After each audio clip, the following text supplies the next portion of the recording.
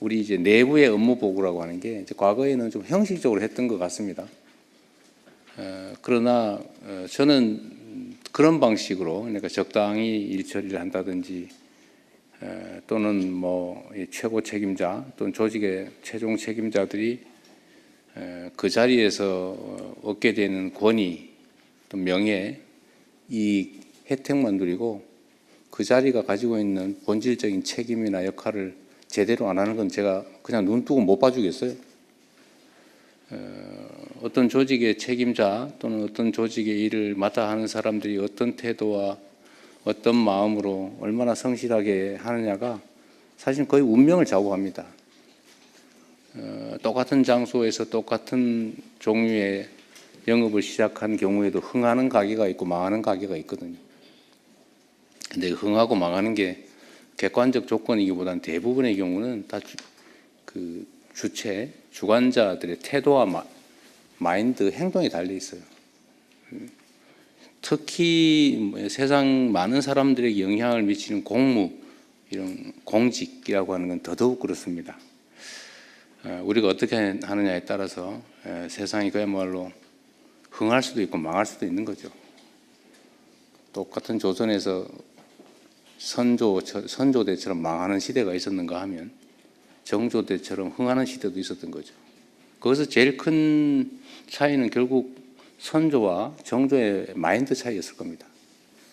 평소에 공부하고 진지하게 세상을 둘러보고 억울한 사람이 없는지 찾아보고 거기에 시정될 수 있는 기회를 별 무겁지는 않겠지만 징을 들고 다니면서 징철하고 가지고 다니는 그 태도 자체만 해도 지방 관아의 관리들이 얼마나 걱정됐겠어요. 자기 고을에 있는 주민이 혹시 징체 들고 한번 쳐버리면 자기 인생이 망가지잖아요. 그게 경계의 효과죠. 공직이란 건 그런 거다. 그래서 우리 내부적으로 업무 보고라고 하는 것도 그냥 형식적인 게 아니라 정말로 각 단위의 책임자들이 자기 역할을 제대로 인지하고 그 역할을 제대로 수행하고 있는지를 보는 거예요. 근데 자기가 하는 일이 뭔지도 모른다든지, 자기가 보고서라고 이렇게 써서 상신을 냈으면 자기가 써놓은 글자의 의미는 최소한 알아야 되잖아요. 근데 난 이 안에 있는 것만 대체적으로 물어보죠. 자기가 써놓고 몰라요.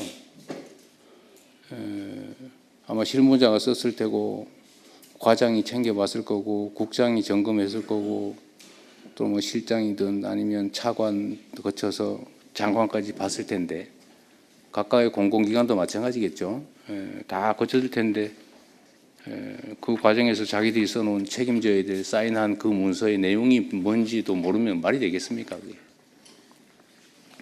그래서 그런 걸 한 번은 이제 과거처럼 적당히 넘어가고 그냥 일선의 실무자만 손끝으로 이렇게 필요한 꼭 해야 되는 것만 까작까작 깨작 이렇게 하는 거를 넘어서서 정말로 조직 전체가 책임지고 역동적으로 이렇게 움직이고 서로 정말 필요한 게 뭔지 토론하고 의견 주고받고 잘못된 게 있으면 고치고 더 좋은 게 있으면 제안받아서 새롭게 시도하고 그 과정에서 조직이 좀 활력 있게 살아 움직이면 그 조직만이 아니라 그 조직이 지향하는 바대로 우리 국민들의 삶도 국가 사회도 훨씬 더 나아지지 않겠습니까?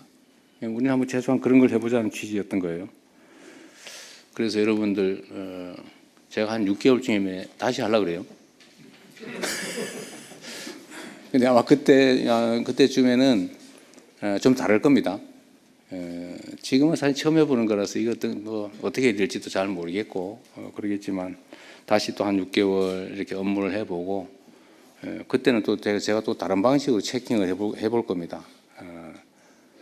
지금까지 예상된 방향으로 하면 잘 안 되죠. 우리는 예상 문제가 잘 안 통해요. 대신에 아주 상식적이죠. 그냥 자기 하던 일 최소한의 관심을 가지고 최소한 파악하고 자기 책임지면 되는 거죠.